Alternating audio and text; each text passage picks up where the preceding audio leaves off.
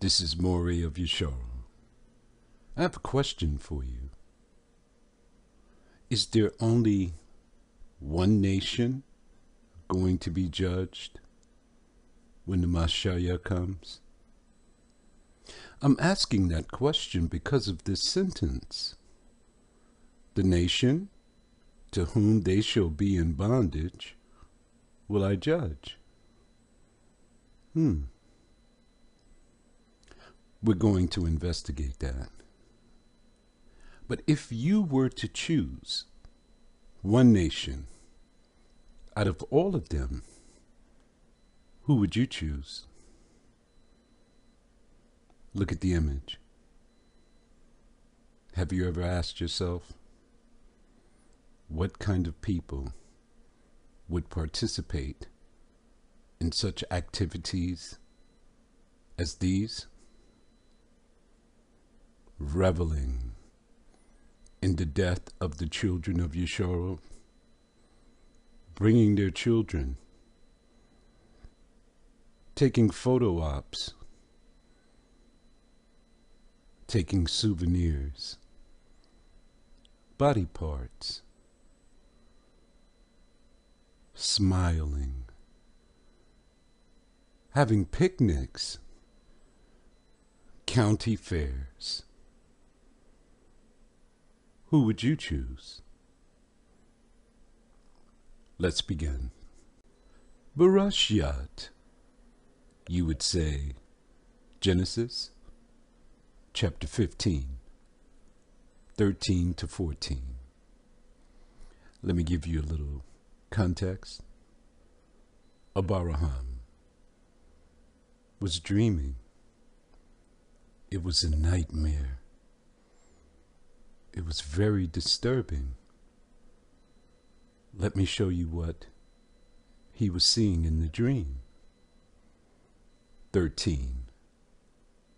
And he said unto Abraham, who said, the Aliyam, know of a surety that your seed shall be a stranger in a land that is not theirs, and shall serve them, and they shall afflict them 400 years. Here's the question. Has this ever happened before? Is there any place in history where the children of Yeshua or Abraham's seed was in bondage for 400 years? Any place in the world? The answer is no. This bondage only happened in one place, and it's well documented in America. Some people say that the Jews were in bondage in Egypt for 400 years. Everything about that statement or thought process is ignorant. In the beginning, the prefix of ignorant is ignore. They've ignored the book and fell for the okey-doke, movies, people making false statements. No one was enslaved or treated evil in Egypt for 400 years. Yosef, the one you call Joseph, he didn't even go down into Egypt until 215 years before the Exodus. I've made videos on this. I think the name 400 or 430. Yeah. They sojourned in Canaan for 215 years, and they went down into Egypt 215 years before the Exodus. That's a fact. So anyone who says that they were in bondage in Egypt for 400 years is a liar, and the truth is not in them. 14. And also the nation whom they shall serve, look, singular, will I judge. And afterward shall they come out with great substance. I teach my students how to study. The new is in the old contained. The old is in the new explained. Let's take a look at the New Testament. Acts of the Apostles. Really, Acts of the Shepherds, chapter 7, 6-7. 6. And Yahuwah spake on this wise. I thought it was the Aliyam who spoke before. The Aliyam are the extension of Yah's arm. That his seed, whose seed? Abraham, should sojourn in a strange land. Look at the word sojourn. It's a willful act. It's not being taken into bondage. What land did we sojourn in? The west coast of Africa.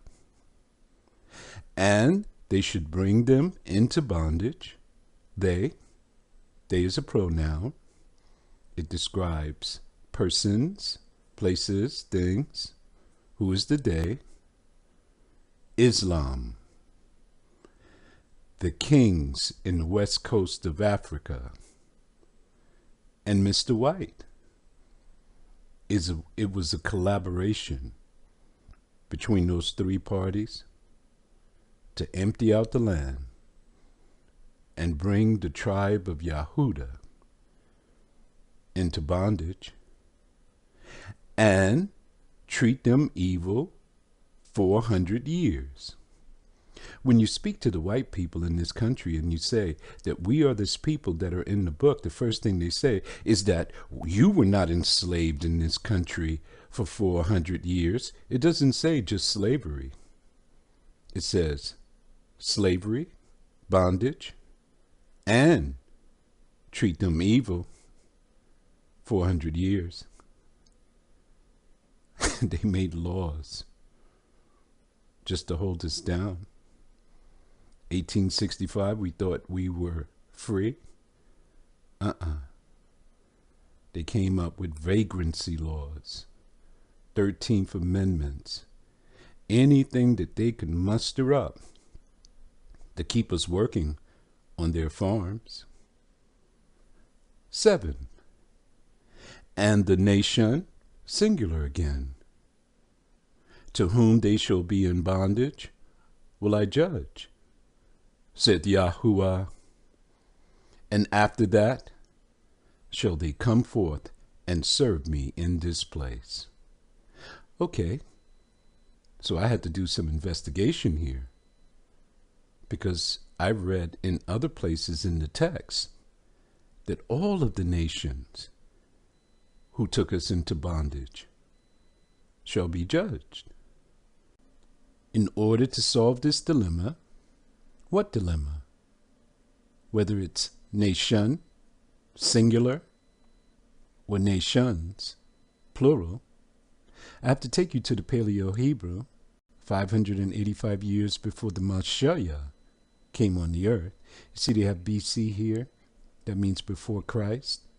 Christ is an inserted word. Christ is the mighty one of the Europeans.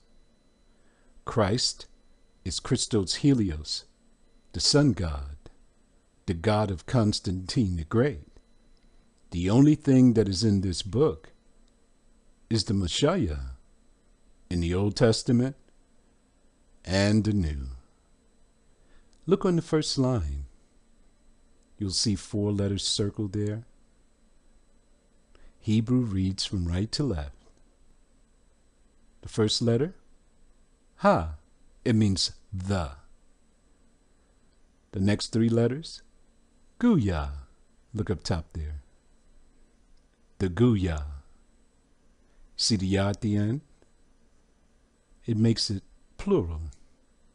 It's like putting an S, you know, like the goose. Cooyah. Okay, so it's not one nation that's going to be judged.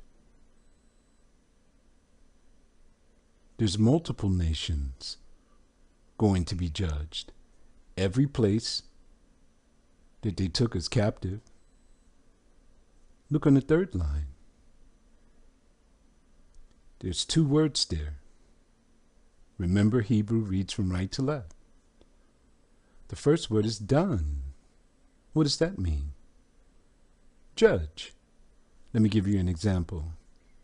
Rahel said, the Alayam judged me. Then she turned around and named her son from her sister Bolha Dan. And Dan means judge. Who's going to be judged? Anakyah. Anakyah. In your book, it would say Anak, Anakim. Outside of the book, they would say Anunnaki. Those from the heavens came, and their seed. See the ya at the end? Makes it plural. So he's coming to judge Anakyah. The Philistines, the ancient enemy of the children of Yasharal. They dug up the bones. They mapped the genome. They found something astonishing. The Philistines has the same exact bloodline as the Europeans. The same bloodline as Mr. White. Mr. White is connected to the fallen angels. How is that, Brother Dawood? Well, Goliath was a Anakyah. He was a Philistine. He was their champion. So the same blood that Mr. White carries in his veins is the same blood of the fallen ones.